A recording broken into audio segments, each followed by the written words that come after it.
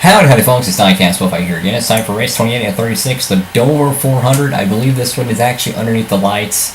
And after the snooze fest in New Hampshire, I'm hoping that we'll be able to do something this week at Dover, which we probably won't because Dover's a terrible track for us, but that's besides the point. So we do have only one thing we'll be able to race at Talladega, which is going to be the 54 power engine, which we're looking forward to that after Dover, but we don't have anything that we can run in the chassis shop or engine shop. We are just at 100K flat and our expenses are rising.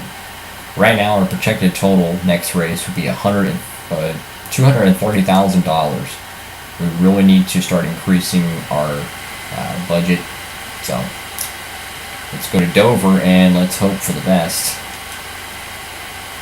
And I would love to be able to start using our good equipment, but we got to save it for next year, folks. We got to save it. Let's go back to Dover and putt for 50 laps. Alright folks, so I believe we qualified at 29th here at Dover, and yes, it is the night race, which this actually never happened, but I guess it was like an issue with whoever designed the schedule for the game, like they accidentally toggled it as the night race instead of the normal day race, or maybe EA was like, you know what, I think they should add this, so we're going to just sneak it into the game. Who knows? I wasn't old enough around when this game was released to really know if this was discussed or whatnot. I don't think it was. I think it was just actually a game error. It would really be really cool to see a night race at Dover, though. I would say that. But anyways, it is time to go racing. This track's so bad for us. Listen down, the pre-race ceremonies.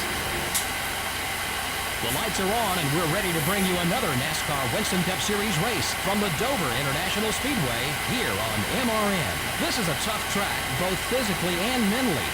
What is it the drivers struggle with so much here, Barney? Well, the name Monster Mile does say it all. It takes total concentration each and every lap. You'll see guys tagging the wall out of turn 2 and 4 all race long, and let me tell you, they'll feel it tomorrow morning.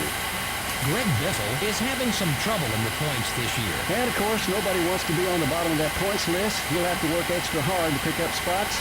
Not an easy task to dig yourself out of a hole in this series. So far, this has been a year to forget for the Cheerios Dodge. Well, you're right. You can see the disappointment in his crew as well. These guys will bounce back, though. All they need is just one good finish to put their minds back on track. The 82 car will retain its sponsorship for another contract. Well, that team has been talking to a lot of different sponsors the past few weeks. What a relief it must be to have something solid again and not wonder week to week who's going to be your sponsor.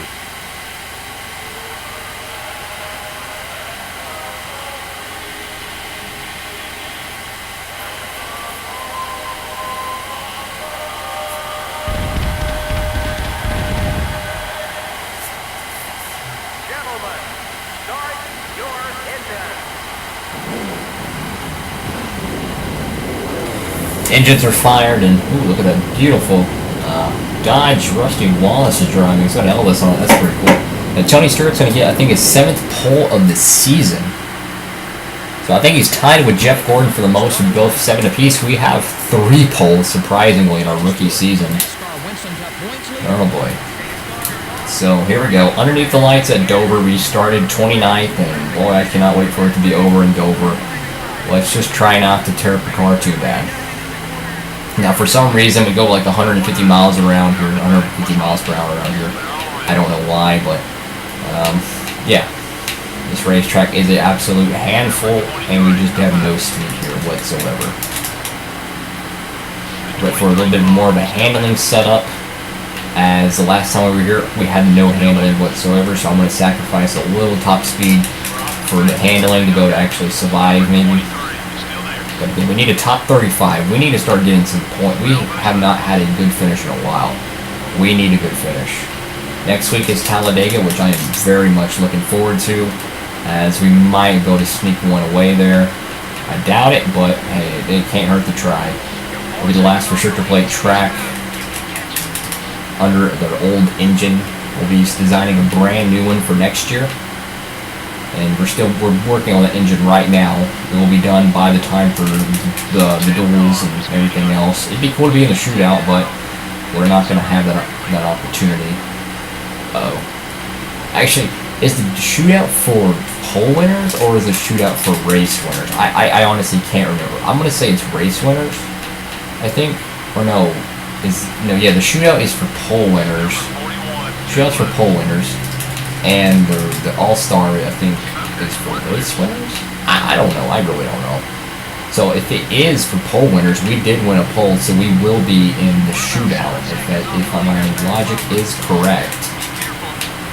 But one thing is for sure, we got the number 97 Sharpie Rivermaid Ford Taurus eating the bumper right now. He's gone now, but 40 laps around here underneath the lights. Oh my goodness.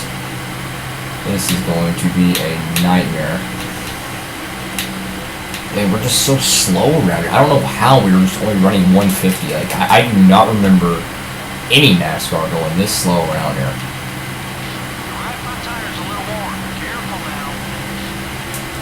I'm surprised we're still 35th, to be honest. This track is such a pain in the hind end for us. Last time we were here, we pretty much had a New Hampshire from last weekend. We just rode around the track and finished. And we just had no speed. The car was so bad. Uh-oh, hold on to it. Oh, thanks, Mayfield. Well, now we're 39th, so there goes that bonus. But if we can finish ahead of Mike Skinner, oh, bet your top dollar that we'll have something. So, we got some new sponsors on the race car, Food City and CarQuest. So, at the start of the season, we were sponsored by Craftsman, but we switched our auto part stuff over to CarQuest. We could have went with O'Reilly's, but I decided to go with CarQuest. You know, go with something a little bit different. But I like having some new sponsors and this is a new opportunity to grow a brand with them. One thing about this game is you actually get to build reputation and relationships with certain sponsors, which is really cool. That's something that no other NASCAR game really had. I don't even know if 03 had that. But I know it had it in 04, where you actually get to look at your sponsorships and actually, get to build a brand with them. And it tells you when you first signed them. So if it was race 2, 2003, and you're in race 20 in 2013, you could say, hey, I've been with this sponsor for 10 years, and it shows you how much money you've earned with them and the prestige of them starting out. It's super cool. It really is. It's super cool. And oh my goodness, thanks Mayfield. Oh, and caution's out. Oh my goodness. We're just going to go ahead and pit. But as I was saying, you can get package deals in this game. One thing that, probably the best kept secret about this game, is that if you played career mode, you never got far, you would never know this, but apparently you can get packaged sponsors. So you can be offered to drive, for instance, Dale Jr.'s Busch Series car, or you can be offered to drive Terry Labonte's. I don't know if that's true on the Terry Labonte one, but I heard someone say they got to drive that car, which I think is pretty cool. I know the Busch Series cars are real, though, that you actually get to drive those, whether it's Michael Waltrip's or Dale Jr.'s. You get a sponsorship offer from Ritz, and they'll say, they'll pay you $250K per race, finish this, blah, blah, blah. But it's your entire car is exactly what the Busch Series car is, which is really cool, honestly. It really is, because it's like, you can go with the little sponsors here or there, or you can go for the big-time sponsors, which you don't get to choose your paint scheme. It's really cool, though. So they have that into the game, and then they also have, when I was told, that you can replace retired drivers as well, which is something I did not know. I didn't know it was in this game, but apparently that is. That you can replace retired drivers. I thought that was something that was only in NASCAR 06, but I guess I was, stood corrected. I believe that's something they should have kind of told people about. That hey, there'll be opportunities to pick up sponsorships from other people. And why the heck is Rusty Wallace and someone else on the back straightaway? I have no clue. So we repaired the car to the best of our ability. Or lap 15 out of 40. We're running 41st, but we still got to get some spots. We need to get up to the 35th spot, and we just don't have the power, and we don't have the handling, and my God, I cannot wait for Talladega. You know, those campers on the inside are really close to the wall. You know, all it would take is just one bad flip and you're going in the windshield of an RV. I don't know if it was 2 cars or 1 car. I'm guessing it was only 1, yeah, because we were ahead of McMurray, which made it seem like 2. So Rusty Wallace is out of the race early, and beautiful looking paint scheme, I might add. And oh my goodness, this car is so bad. Well, we barely survived that wreck earlier. Yeah, I'm ready for this season to be over so we can get ready for Daytona, because we have some really good equipment coming for Buffet Racing South. We have a 1.5 mile car we need. The thing is, we paid $200,000 for that chassis, right? We'll be able to, what I'm thinking for 2004 is we're going to run the worst equipment at North Carolina. We're going to run our best equipment at the Daytona 500, as that's the biggest payout. We're going to run our best equipment there. We're going to gamble and we're going to stay out. We're going to gamble.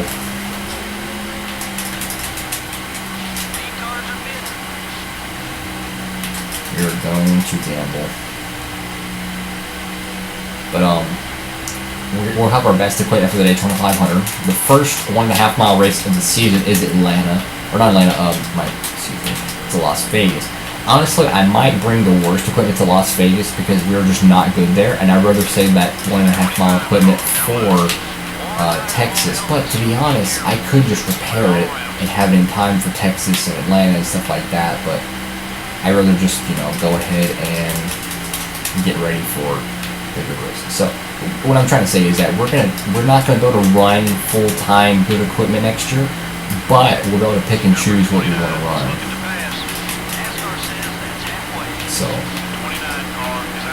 that would be really good. That we'll be able to pick and choose what type of, you know, races we want to run good at, and that's gonna really help. Like Chicago Lane, we run pretty good on bad equipment there. With Pocono, we run bad there. We can get a good qualifying spot, but we can't get a good finish. So we'll be able to pick and choose our best racetracks to have the opportunity to win. Texas, Atlanta, Chicago, I mean, maybe even Charlotte, you know. I'm really looking forward to Texas. So, a lot of good, cool things coming to the race team next year. We're working hard on building this race team.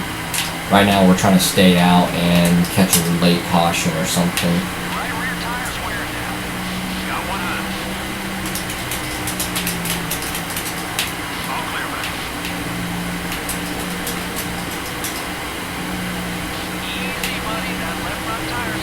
It'd be kind of funny if your sponsor would pay you extra money for being quote-unquote on TV.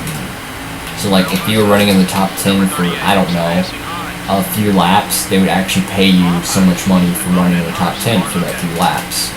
I think that'd be pretty cool. You know, I'm just going to go out here, I'm just going to lead some laps. We have nothing to lose here at Dover. We might catch a caution and get up there top 35, I don't know.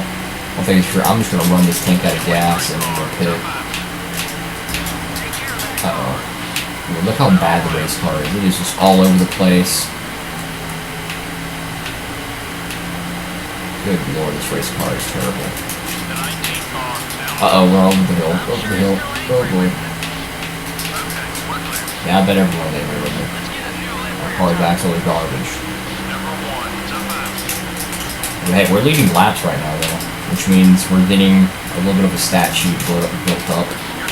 We're not going to finish anywhere in the front, but at least I can go out here and lead laps until we get past. So we're pretty much just taking a big gamble right now, trying to get some track position. You know, we're all over the place, and my goodness, we can't hold the car straight to save our life. Even though we put more handling in the car is still absolutely god-awful here. Oh, look at that, he's walking up the hill now. Walking up the hill, guys. Look at that, I can't even stay off Casey Mears. I can't even keep the car straight. We're going in the wall again. I can't even keep the car straight. This car is just that bad. It's drifting as soon as we exit the corner. Oh my lord. Let's just try to finish this race. It'd be so cool to actually go to have enough gas. If they have like 3 debris cautions come out, that'd be super cool. But it's not gonna happen. Who's in second? So if we see a red Monte Carlo, we know we're gonna have to pit. There ain't no sense of staying out if we're not in the lead. And there's Junior about to pass us. Dang it! Can't stay off the wall.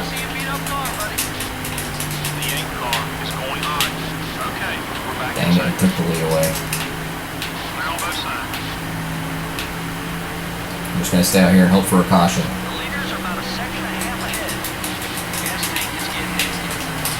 Oh boy.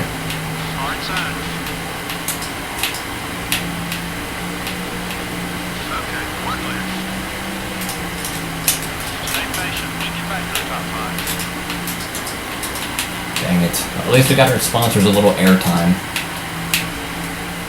That's pretty much all we accomplished with that, because we're about to have to pit because we're going to be short on fuel. My goodness, we were so bad. You know, honestly, we probably should just go ahead and pit and not wreck the race car. But I want to stay out and see if we can just somehow catch a caution and not go a lap down. Oh god.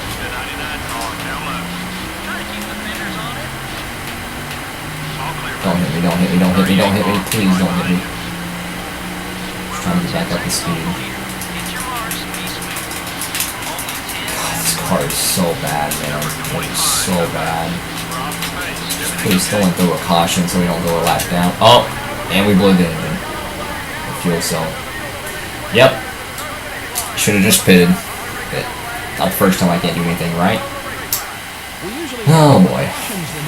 Well, I can assure you all those... So, we didn't accomplish anything in that race, and we literally made only $2,000. Wow. Imagine that. So just an absolute disaster. We literally made no money that entire race.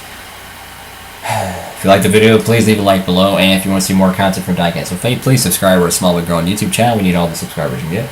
Thank you all so much for watching. Hope you have a great one. Diecast with Faith, signing off.